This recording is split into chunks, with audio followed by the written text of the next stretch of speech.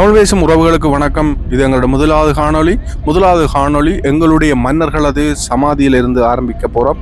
முடிந்து போன ஒரு வரலாறு, மறைந்து போன ஒரு வரலாற்று பக்கங்களை உங்களோட பகிர்ந்து கொள்றதுலேருந்து ஆரம்பிக்க போகிறோம். இது வேறு ஒன்றுமில்லை, எங்களுடைய எல்லாள மன்னனது சமாதி. இந்த எல்லாள மன்னன் சமாதிக்கும் தலைவர் பிரபாவுக்கும் என்ன சம்பந்தம் என்று கேட்டிங்கன்னு ஒரு கதை ஒன்று சொல்வார்கள். தலைவர் பிரபா அவர்களது தாயார் இங்கே இருக்கின்ற போதுதான் அவர் கருவுற்றதாகவும் அங்கே ரோட்டால் போய் வரைக்குள்ள அந்த இடத்துல போய் இருப்பார். அப்போ இங்கே அவருடைய உறவினர்கள் கேட்பினுவாமே, இதில் போயிருக்கிற உனக்கு மகனாக எல்லாரும் பிறக்க வேண்டுமா, அதற்காகத்தான் உங்க போய் இருக்கிறியான்னு கேட்பினுமா என்ற ஒரு கதை இருக்குது.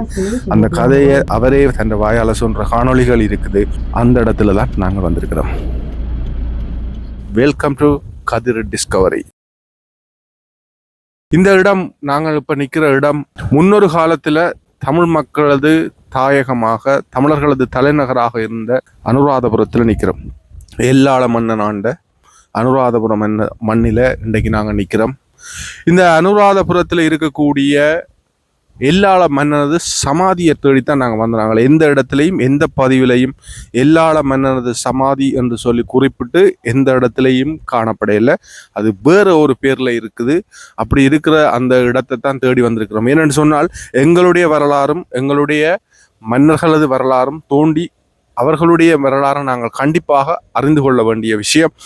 அப்போ இந்த உலகத்துக்கு, இந்த மண்ணுக்கு பெருமை சேர்த்த எங்களுடைய மூதாதையர்கள் இடங்களில் முதலாவது காணொலியை ஆரம்பிப்போம் என்றுதான் நாங்கள் இன்றைக்கு எல்லாள மன்னனது சமாதி தேடி வந்திருக்கிறோம். சரி, ஏன் இந்த இடத்துல வந்தாங்க, அப்போ என் குளத்துக்கு வந்து நிற்கிறோம்னு கேட்டால், எங்கட காலத்தில் நடந்த எல்லாளனோட கதையோட சம்பந்தப்பட்ட இந்த குளமன்றதால இந்த இடத்துக்கும் வந்து ஒரு மானசீகமாக ஒரு மனதால ஒரு வேண்டிக் கொண்டு, இதுதான் நாங்கள் பார்க்க வேண்டிய எல்லாளன் சமாதி இருக்கிற இடம். இங்கே இருக்கிற ஒரு அறிவித்தல் பலகை ஒன்று போட்டிருக்கு. நீங்கள் பார்த்தீங்கன்னா தெரியும். இந்த அறிவித்தல் பலகையை ஒரு தொல்லியல் முக்கியத்துவம் வாய்ந்ததாக காணப்படணும். ஏனென்று கேட்டால் இதில் இருக்கிற எழுத்துக்களை வாசிக்க முடியாத அளவு அது பழுதடைஞ்சிருக்கு. அது வேண்டுமென்று செய்யப்பட்டது மாதிரி 2-3 எழுத்துக்கள் தெரிவது மாதிரி எல்லாம் ஏதோ எல்லாம் எழுதப்பட்டு கிடக்கு. ஆனால் இதில் எந்த இடத்துலையும் எல்லாள மன்னனது சமாதி என்ற விஷயம் குறிக்கப்படையில்லை.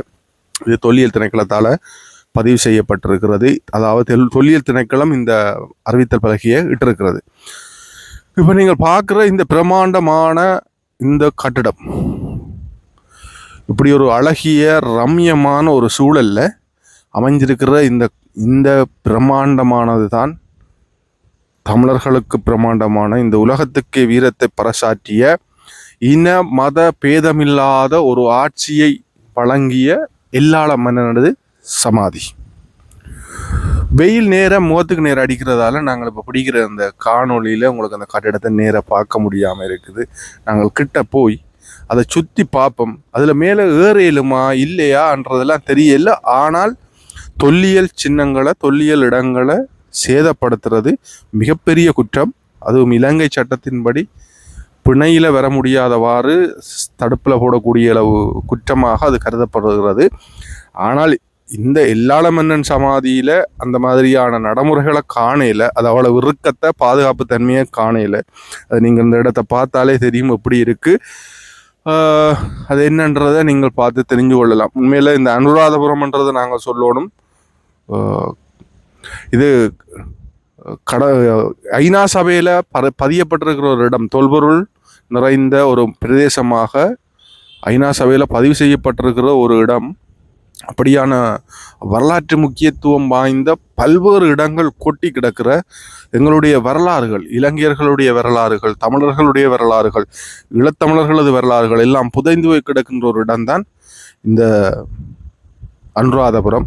ஆனால் நாங்கள் அதை இப்போ இங்கே வராமல் விட்டு கிட்டத்தட்ட 2000 வருடங்களுக்கு முந்தின கதை. இப்போ அது வேறு மாதிரி இருக்கிறதால இங்கே எங்களுடைய பயணிகள், சுற்றுலா பயணிகள் யாரும் வாரதில்லை. ஆனாலும் எங்களுடைய மன்னனுடைய சமாதி ஒன்று இருக்கிறன்ற அடிப்படையில் நாங்கள் கண்டிப்பாக வரணும், வணங்கணும், வணக்கம் செலுத்தணும் என்ற அடிப்படையில் நாங்கள் இந்த காணொளியில இருந்து நாங்களும் தொடங்குவோம். முதலாவது எங்களுடைய சேனலை, எங்களுடைய மன்னனது சமாதியை வணங்கி தொடங்குவோம் என்ற ஒரு அடிப்படையில் வந்திருக்கிறோம். கண்டிப்பாக நீங்கள் இதுக்கெல்லாம் ஆதரவு தருவீங்களென்று நம்புகிறோம். உண்மையிலேயே இந்த பழமை வாய்ந்த விடயங்களுக்கு மக்கள் முக்கியத்துவம் கொடுக்கறது குறைவு. பொழுதுபோக்கான விஷயங்களுக்கு முக்கியத்துவம் கொடுப்பார்கள். ஆனால் ஒரு குறிப்பிட்ட சிலருக்கு எங்களுடைய வரலாறு ஆராயணும் என்ற ஆர்வம் எங்களை போலவே கனவேருக்கும் இருக்கிறதால இந்த காணொலியை பதிவு செய்திருக்கிறோம். குறிப்பாக சொல்லப்போனால் எங்களுடைய சேனலில் இனி வருங்காலங்களில் தொல்லியல் இடங்களும் அதேவேளை இந்த இலங்கையில் இருக்கக்கூடிய மிக பிரசித்தமான இடங்கள், அதை விட பிரசித்தமான இடங்களை விட இலங்கையில் இருக்கக்கூடிய நல்ல அழகிய இடங்கள், ஆபத்தான அழகிய இடங்கள் எல்லாம் இருக்குது. வெளியில் வராத பல இடங்கள் இருக்குது. புதுமையான பல விடயங்களை, மக்களது வாழ்க்கை முறைகளை ஒவ்வொன்றா ஆராய்ஞ்சு நாங்கள் இதில் பதிவு செய்கிறதா இருக்கிறோம். அதுதான் இந்த சேனலுடைய பிரதான நோக்கமும் கூட. அதுக்கு கண்டிப்பாக உங்களுடைய ஆதரவு இருக்கும் என்று நம்புகிறோம். நீங்கள் இந்த காணொலி பிடிச்சிருந்தால் நீங்கள் சப்ஸ்கிரைப் பண்ணி லைக் பண்ணி விடலாம். இப்போ பார்த்தீங்கன்னா தெரியும், இங்கே பாருங்கோ, இந்த ஒரு தொல்லியல் முக்கியத்துவமாக இந்த இடம் எவ்வளவு சிதைவடைந்து போய்கொண்டிருக்கிறது. குறிப்பாக சொல்லப்போனால் இதனுடைய இந்த ஏறுற பாதைகள் இப்படி இருந்தாலும் நாங்கள் உண்மையில் இதில் ஏறுறதுன்றது பிழை என்று தான் நினைக்கிறேன். என்ன நாங்கள் இதில் ஏறைக்குள்ள கண்டிப்பாக இந்த கல்லுகள் எல்லாம் உடைஞ்சு விழுகிறதுக்குரிய மாதிரி காண, ஏனென்றால் இஞ்சால படி ஒன்றையும் காணல. இதில் வர இந்த படி இடையிலேயே அப்படியே நிற்கிறதால செங்குத்தா வர இருக்குது. ஏறைக்குள்ள கல்லுகளில் கால் வச்சு தான் நிறுவனம் சறுக்கி விழ வேண்டி இருக்கும். இங்கே பாருங்கள், இதுலேயும் ஏதோ ஒரு தொல்லியல் சின்னங்கள் இருக்குது. வேறு இடங்கள்ல என்ன அதை குறிப்பிட்டிருப்பினோம், இது என்னென்னு சொல்லி அடையாளப்படுத்தி இருப்பினோம். இது ரெண்டுமே இதில் இல்லாதால எங்களுக்கும் தெரியல. நினைக்கிறேன் இதில் பாதை இருந்திருக்குமா இல்லையான்னு தெரியல. ஆனால் மிக பிரமாண்டமான அளவில் எல்லாரும் என்னது நீதி நேர்மை தவறாத ஆட்சியை கருதி துட்டகை முனுவால் அமைக்கப்பட்ட மிக பிரமாண்டமான, அவரை எல்லோரும் வணங்கணும் என்று சொல்லித்தானே இந்த சமாதி அமைச்சவர். ஆனால் பெரும் வணங்குற மாதிரி இல்லை. அதால தான் நாங்களும் இதை ஒருக்கா வணங்கி போட்டு எங்களுடைய சேனலை தொடங்குவோம் என்ற அடிப்படையில் வந்த நாங்கள் சுற்றி பார்த்தாலும் எங்கேயுமே படி இல்லை. ஆனால் இப்படி ஒரு வித்தியாசமான முறையில் தான் கட்டியிருக்கணும். ஒவ்வொரு இடத்துல அகலமாகவும் ஒரு இடத்துல அப்படி எங்களை கூம்பி வடிவத்தில் போகிற மாதிரி எந்த இடத்துலையுமே படியை காணல. நாங்களும் சுற்றி ஏறி இருக்கா மேலே என்ன இருக்குன்னு பார்ப்போம்னு பார்த்து நாங்கள் இந்த கல்லுகளில் கால் வச்சு ஏற இயலாது. என்னென்று கேட்டால் அது உடையும், அது சில வேளை சட்ட சிக்கல்களையும் கொண்டு வரும். இல்லைன்றால் சட்ட சிக்கல்ன்றதை தாண்டி இதை சிதைச்சிட்டு போகிற மாதிரி நாங்கள் இருக்கக்கூடாது. ஏனென்றால் 2000 வருடங்களுக்கு முந்தின கட்டிடம் எப்படி இருக்குன்னு பாருங்க. இன்னும் 2000 வருஷம் ஆனாலும் இருப்பேன்ற மாதிரி கம்பீரமாக இருக்குது. அதை நாங்கள் சிதைச்சிடக்கூடாது. அதை விட இன்னொரு ஆச்சரியமாக இருந்துச்சு, இந்த அனுராபுரத்துக்குள்ள பனைமரங்கள் இருக்கு. யாழ்ப்பாணத்து பனைமரங்கள் மாதிரியே நல்ல பனைமரங்கள் நிற்கிது. அதே மாதிரி தான் இந்த சுற்றி இந்த பாதைக்கால இதில் ஏதாவது இருக்கான்னு பார்த்தால் இது ஒரு கல்வெட்டு மாதிரி பொறிக்கப்பட்டிருக்கு. இந்த நினைவு தூபியோட சேர்ந்து ஒரு கல்வெட்டு மாதிரியான ஒரு வடிவம் பொறிக்கப்பட்டிருக்குது.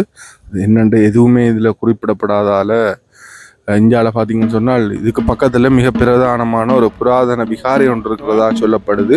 அந்த விகாரைக்குத்தான் இங்கே இருக்கின்ற சிங்கள மக்கள் அது ஒரு வழிபாட்டு முறை ஏதோ ஒன்று, அதாவது இசையொண்ட உருவாக்கி கொண்டு, அதாவது இசையமைச்சு கொண்டு ஏதோ ஒன்றை சொல்லிக்கொண்டு என்ன செய்யணும்னு சொன்னால் அந்த நோக்கி போய்கொண்டிருக்கணும். மற்றது 2வது இதில் பார்த்தீங்கன்னா நிறைய குரங்குகள் இங்கே போகிறதாலையும் இந்த கல்லுகள் கீழே விழுந்து கிடக்குத்தானே, அதை பார்த்துருப்பீங்க. அது சிலவளை ஏறி திரிகிறதாலையும் விழுந்திருக்கலாம். ஏனென்று கேட்டால் இங்கே நிறைய குரங்குகள் இருக்கிறத காணக்கூடியதாக இருக்குது. இந்தியாவில் அது அங்கே விகாரைக்கு போய்கொண்டிருக்கணும். இந்த காணொலி உங்களுக்கு பிடிச்சிருந்தால் லைக் பண்ணுங்கள், கமெண்ட் பண்ணுங்கள், ஷேர் பண்ணுங்கள். எல்லா மன்னனுடைய கதைகள் உங்களுக்கு தெரிஞ்சிருந்தால் அந்த விடயங்களையும் பகிர்ந்து கொள்ளுங்கள். எங்களுக்கு ஆதரவு தரணும் என்று நீங்கள் கருதினால் இந்த சேனலை சப்ஸ்கிரைப் பண்ணி லைக் பண்ணி அதேபோல் உங்களுடைய உறவுகளுக்கும் எங்களுடைய காணொலியை அனுப்பி வைங்க. நன்றி. மற்றும் ஒரு காணொலியை சந்திப்போம். நன்றி உறவுகளை.